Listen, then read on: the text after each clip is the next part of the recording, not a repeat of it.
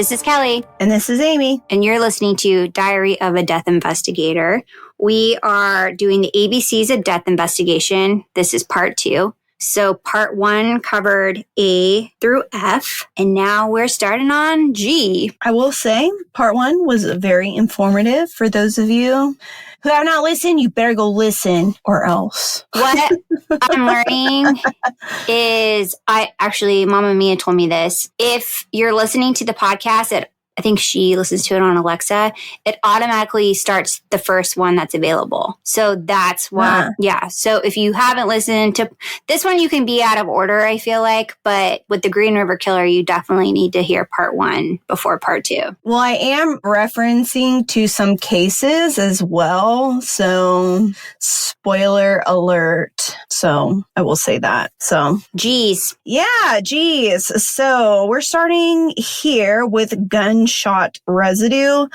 So this definitely comes into effect for cases that involve, of course, any homicide, any suicides as well. Now, anything that involves a gun case that we know that our decedent has held a gun, we definitely bag the hands as well. And it is really important for the law enforcement. Now, this is, of course, if they want this, if it's a homicide, for them to get that sample done for gunshot residue within the first 2 hours. And of course, they always ask us for permission first. So the first 2 hours of death?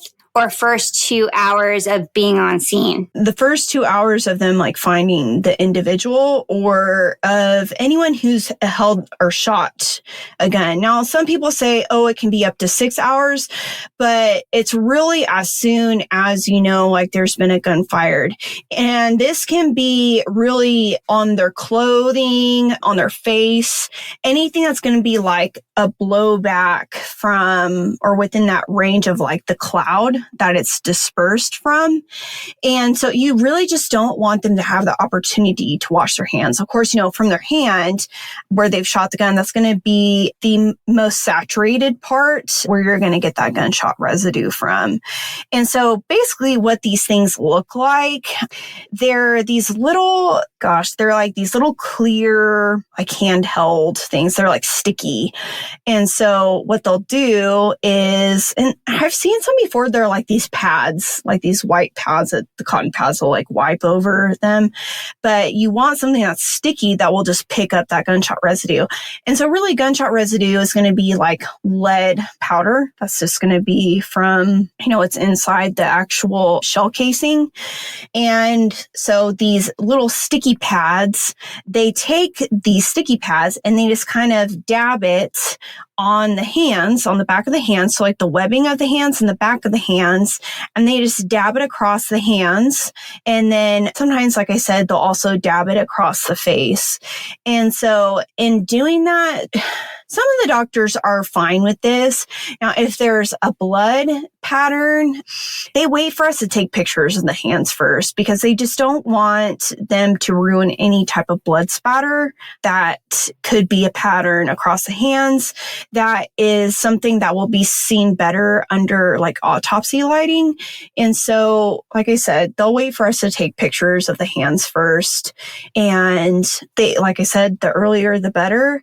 And that just basically confirms, who's shot the gun or who has been in the vicinity of a certain range of the gun. So really, if you are within the same room as someone, now to an extent, right? Now, if you're within a convention center, you're not, lessen the chances. So, but say a bedroom, you could have that gunshot residue on you or on your clothing. So they'll take that and they'll look at that underneath a microscope and they can see the lead or something under that. So gunshot residue is super important for those types of cases, especially if you're going to court. That's one of those buzzwords that people gunshot residue.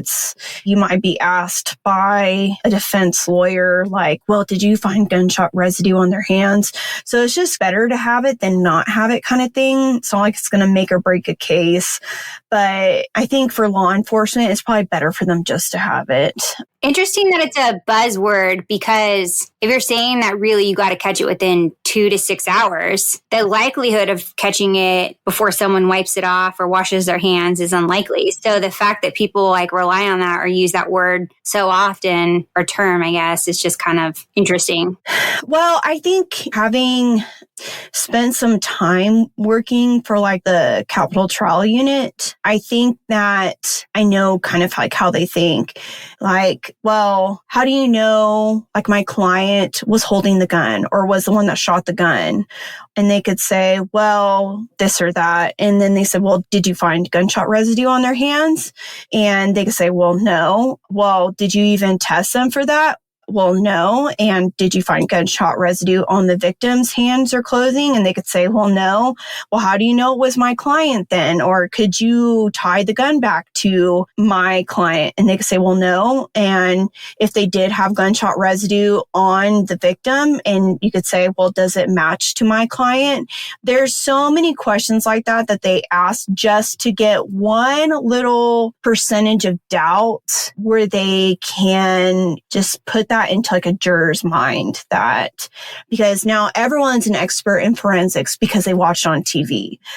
So yeah, I know. It drives me nuts. So that's literally the job of a defense attorney, is to mitigate any type of finding. So if they can just poke a hole into any type of evidence or forensics findings, that's their job. So for them to not test that is kind of more just like to have their own back for law enforcement.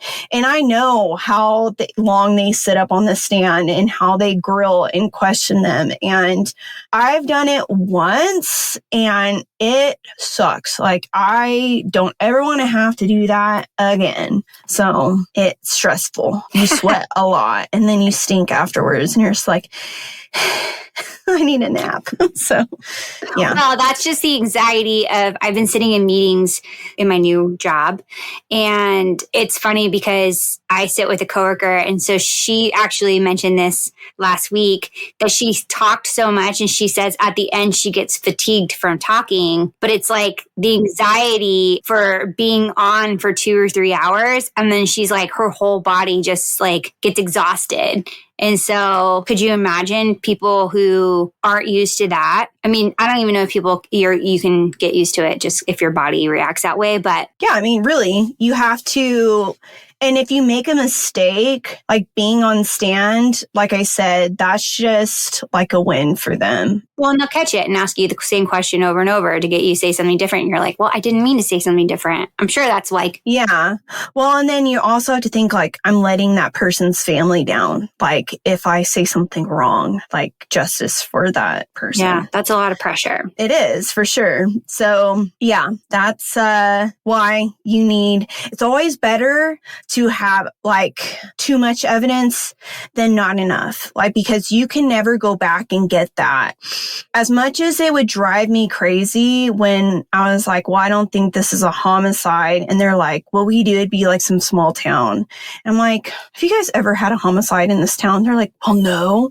I'm like, small town murders, Amy. Well, it'd be like making, what's that saying? Making something out of a molehill. Oh, you know, yeah. Like, because they don't know what that's like. And so it's like, and it turns out it wasn't a homicide, but it's like, well, honestly, it's better to just do this because what if it is something? And so I would always tell myself, like, I can't be mad about this because I'm like, man, we have like 25 cases to work tomorrow. Like, our doctors are going to be so busy and I'm so tired. But I'm like, but what if it is? Like, that family deserves to like have that. So you always just, it's better to have it. Yep. So yeah.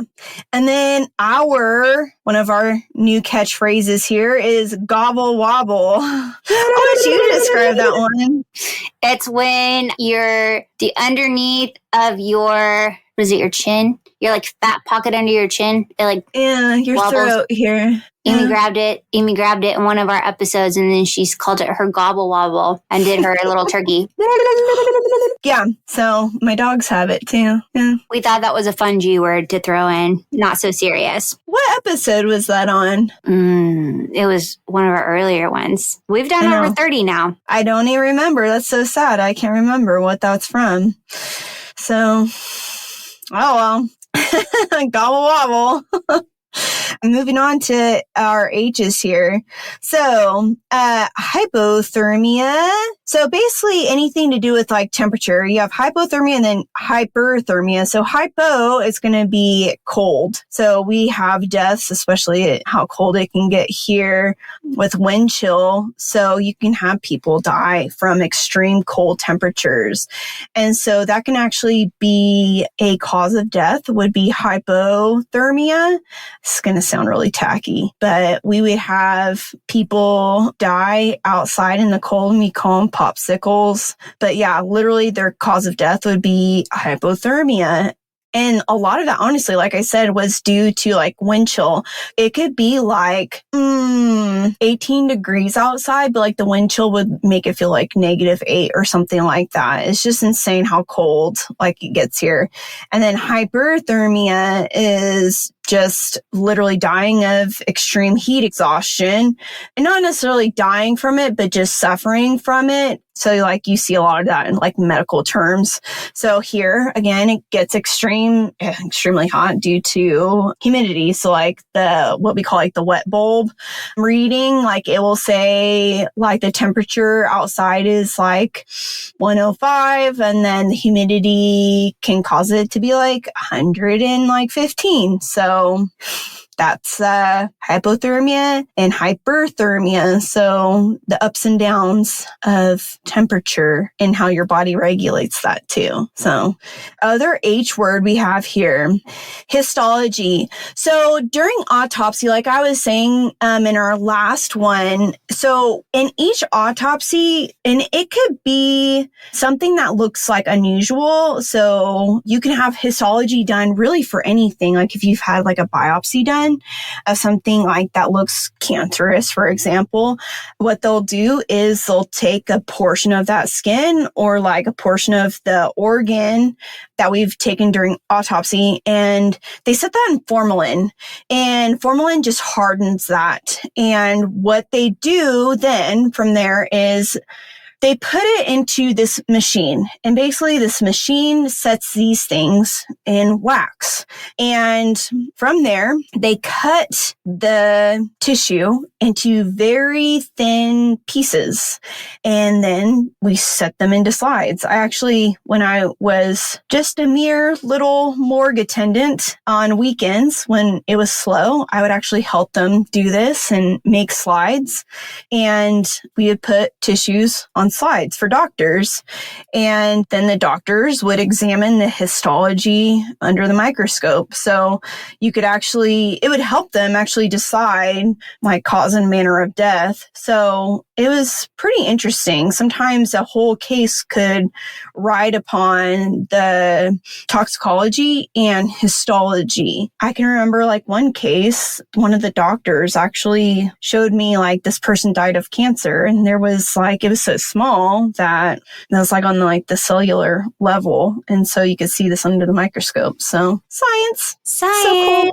Except it sounds so gross to do. Not really. Well, the way you describe it, it sounds like a horror movie where they're like cutting off pieces of your body, sticking it in wax, and slowly like slicing it like a meat slicer. Like, well, at this point, I mean, they're like such small pieces of wax. I mean, I don't know. And this machine is just, well, yeah, I guess that kind of does look like it's like a meat deli. slicer. Yeah, it's like, well, I guess that kind of does look. Yeah. It's like, yeah, I guess that is kind of what that looks like. So, yeah. Anyways, because I was thinking about that and I was like, oh, that kind of sounds like a deli, like what you see at a deli, but much smaller. Small. Like a mouse version? Like a... Yeah. Or like a pencil sharpener, maybe. Or like... No, the like outside, a mouse deli. I want to say, like the outside of a pencil sharpener, I feel like you could just like grade on it. That's what it does. It slides front and back. So, it is what it is. All right, moving on to I. You think of the overall cause, Kelly, like what it does. Okay, like I appreciate it. I'm just saying, like my morbid mind goes to, oh, this could be a scary movie. If you were, let's just say you were to watch it in a movie, that would be scary, right? You're watching these people cut out pieces and wax them and then slice them. Now, until you get to the microscope part, that could be. I think microscopes are so cool. So I use them frequently. All right, moving on. I know. Okay, eyes for impression evidence. So impression evidence can be a lot of things. We also call this like artifact evidence, which we talked about a couple episodes ago with our friend who had the lamp cord around his neck. Artifact, yeah, poor guy. An artifact is going to be anything that leaves an imprint in the body of really just anything that is pressed up against the body after death, and then it just like where the skin won't go back to normal. Now, impression evidence in the means of forensic science. So impression evidence can be left from tools, or so you could say like tool mark impressions. So a tool mark impression could be something like a gun leaving its own, what you would say, tool mark on a projectile or on a casing. So, and that's going to be unique to that gun itself. Same thing with what you would see, like, say, for example, someone uses like a hammer or a screwdriver to like break into a store or something. That would be unique to that specific tool. And so it leaves an impression. Now we use what you call microsil, which is this rubbery type of, or I guess it turns into a rubber when it's dry, but we did this in school. It comes out like in this creamy white substance, which is actually the cheaper way to do it. Is, you know, like the sealant you put around like a bathtub or something when you're remodeling? Yeah, like caulking. That's what it looks like. So you use that in like the tool mark, whatever it leaves the impression in. And then you put that into wherever the tool mark was. And then when it dries, you pull that out and that's where you get the impression. And then you examine that up against the actual tool itself. And so some tools that have whatever type of imperfection it has during the manufacturing process, you can have that as an examination.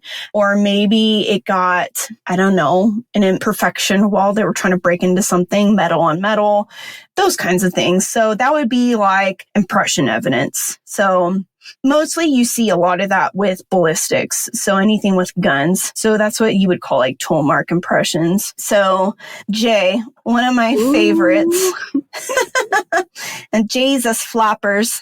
So, oh Lord, baby Jesus, that's my baby. We talked about this in, what was that episode called?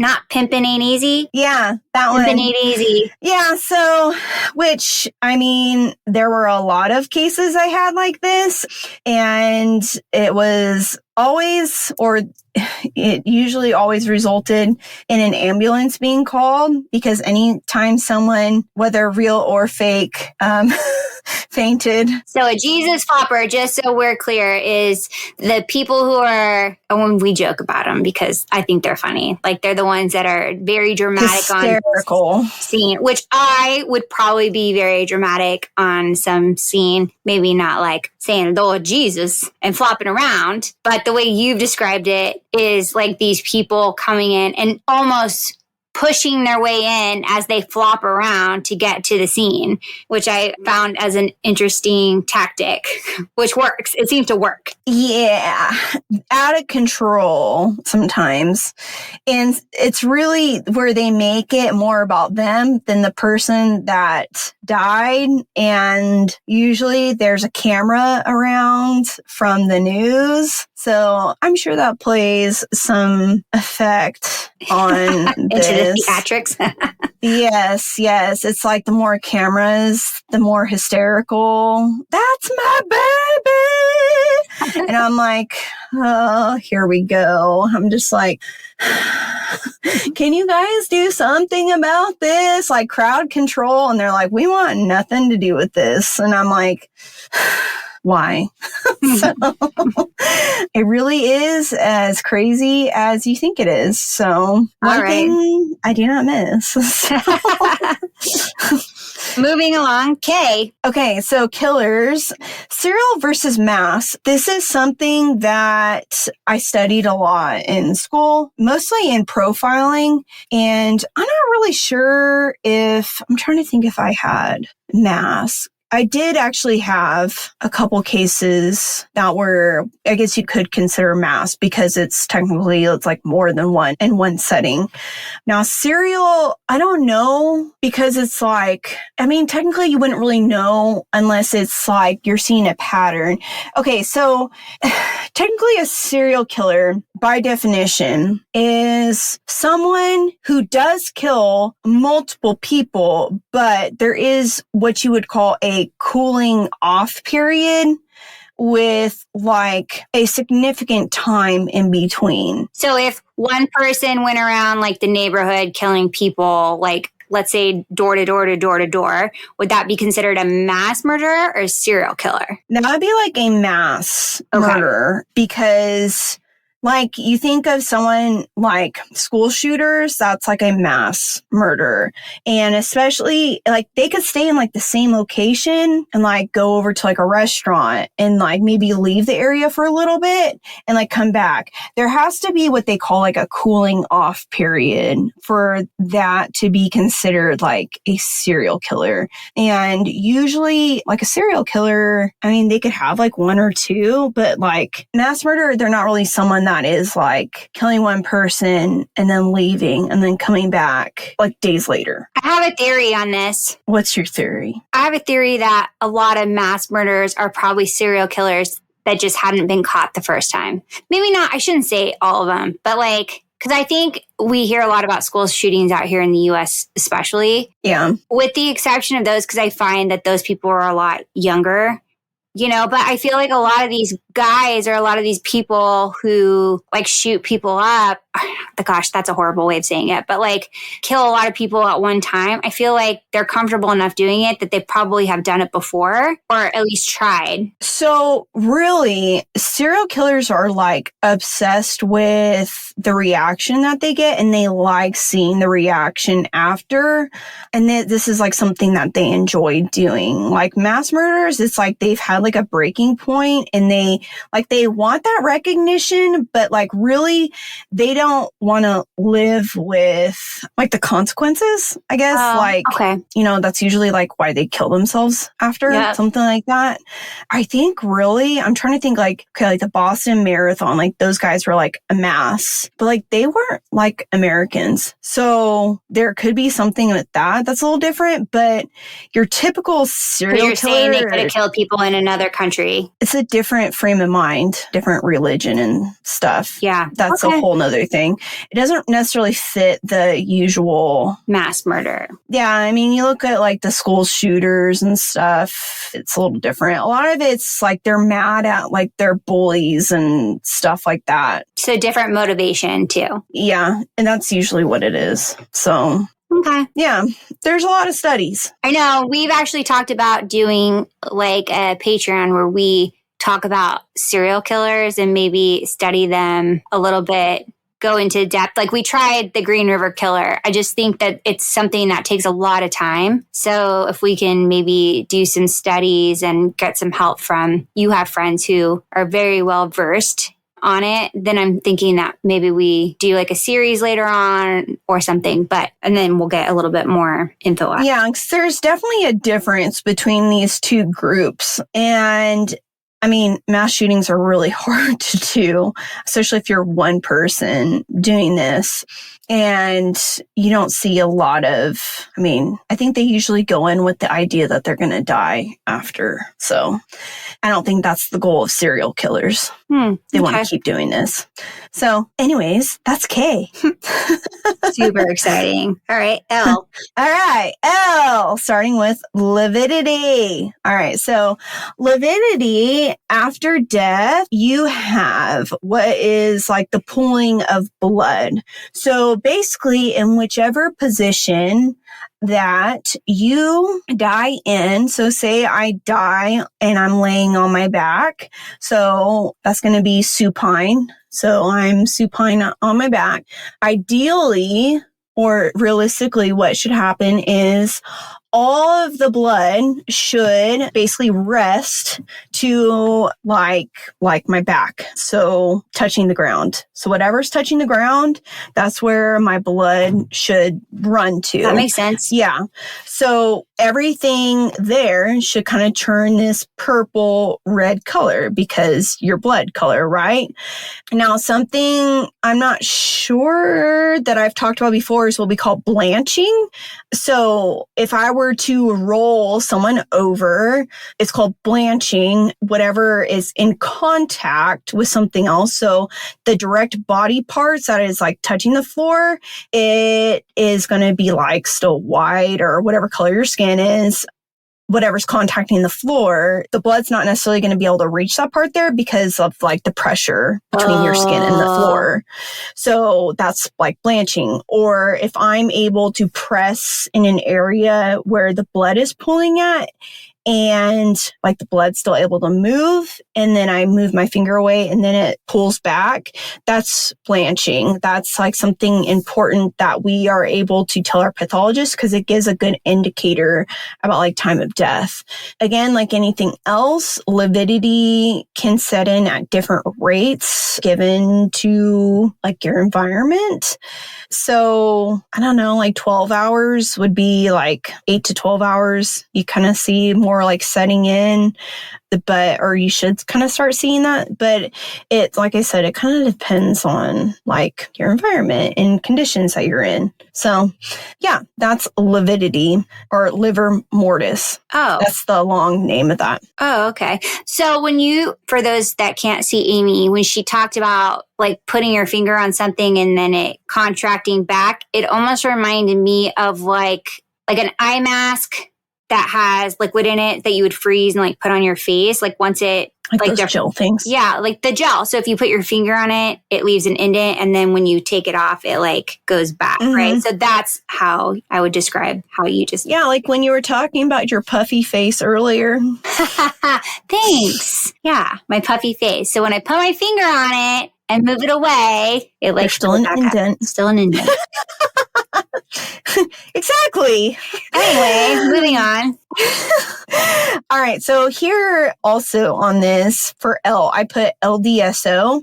So I'm not sure if everywhere in the US they do these. LDSO is short for what we call long distance sign out. So basically in this type of setting, this would be something that we as what we call district investigator would go out on and basically be kind of in a role of a doctor and do an external autopsy, but then a doctor would review our work and then they would sign the case themselves. So they would sign out the case. A couple of different examples that this would basically, it would be something like a very obvious car accident that someone has like blunt force trauma to their face, like beheaded, or like broken neck, or like an elderly person that's like 100 years old that has never seen a doctor, but like, why would I bring them in when I can literally take pictures of them and then take toxicology on them? So I would do all that toxicology myself. So I literally I would take vitreous from the eyes, and then I would take heart blood, and then I'd take femoral blood from the leg, and you do a whole body diagram documentation. So like I said earlier, how you would do like, are there any scars? Or like you would talk about like their eye dilation, their ears, their teeth, stuff like that, hair color, height. So you're just doing, a lot of times we would go to the funeral home of whatever funeral home the family was using. I've even done them in people's homes before, and the family was fine with it because they're just kind of like, you're doing us a favor by them not going and sitting in the medical examiner. Like some people really didn't want their families going to like the morgue, which I can understand. I don't know how, I would feel about that. And people thought I was pretty friendly when they met me in person, and they were like, I'd rather you... I don't even know. I'm just kidding. You'd be surprised. So, and actually funeral directors really liked me too. So, and they liked that. Yeah.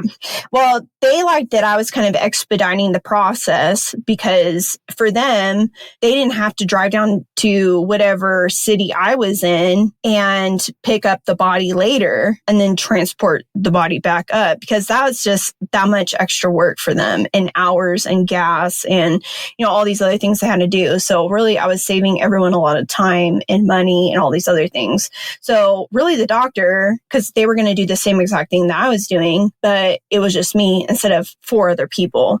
And they were going to run the toxicology, and that's basically the way they were going to find out what was wrong.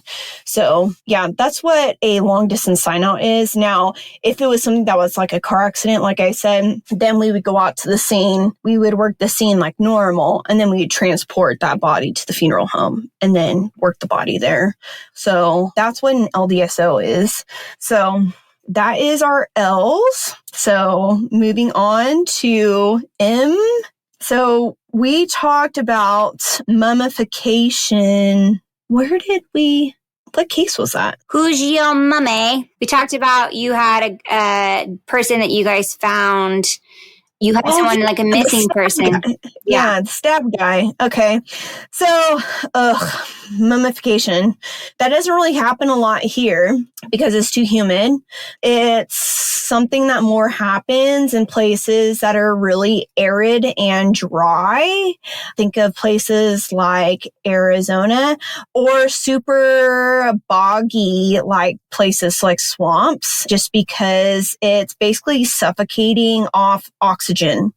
So basically it's like a preservation type process.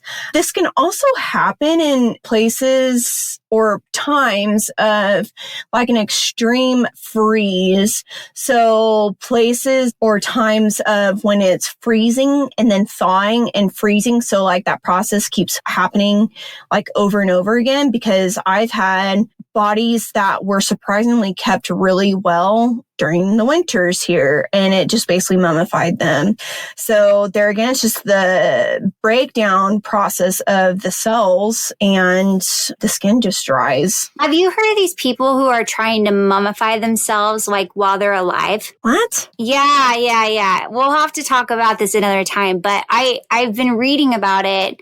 I think there might be like a documentary on Netflix about a cult chick, or maybe I read it on Yahoo or something, but she was taking stuff like silver, and she was trying to and she was trying to mummify her body from the inside out. There was some reason like behind it, but I think it was kind of like she's dumb.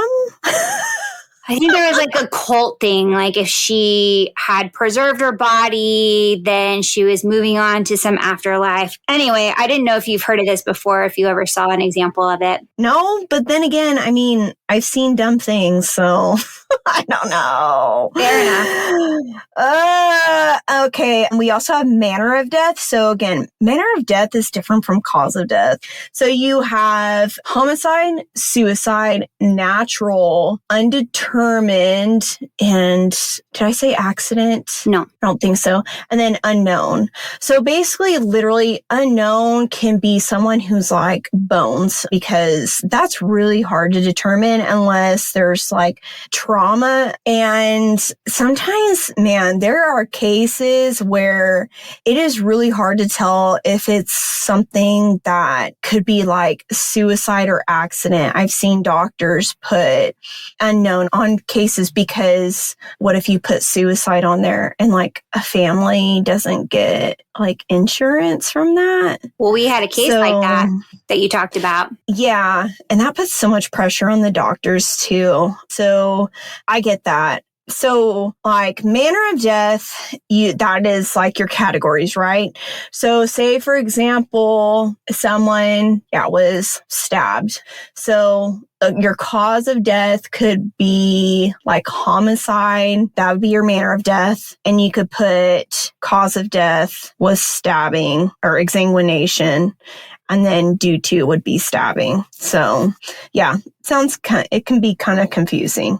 Lastly, medical examiner, which we've talked about, coroner. Medical examiner is someone who it depends on your state, and you have to have a pathologist who is board certified. It is a doctor that goes through medical school, and it is state appointed.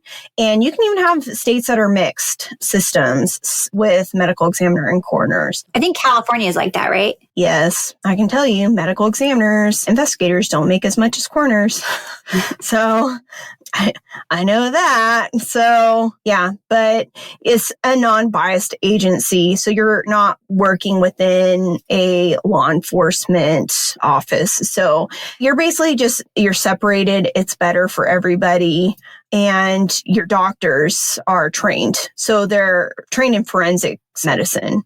So they know exactly what those wounds should look like. And they're the ones signing off on death certificates. So it's just better all around. So. All right. So we've made it from A to M so far. I think we'll stop here and we'll pick back up on the next episode.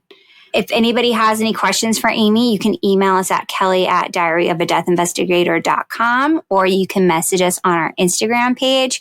Give us some ideas of what you would like to listen to, and rate our podcast. Give us some feedback. Important. We haven't received anything in a long time, and we know we've picked up a lot of new listeners. So we always appreciate you guys. Thank you so much for listening, and until next time. Bye.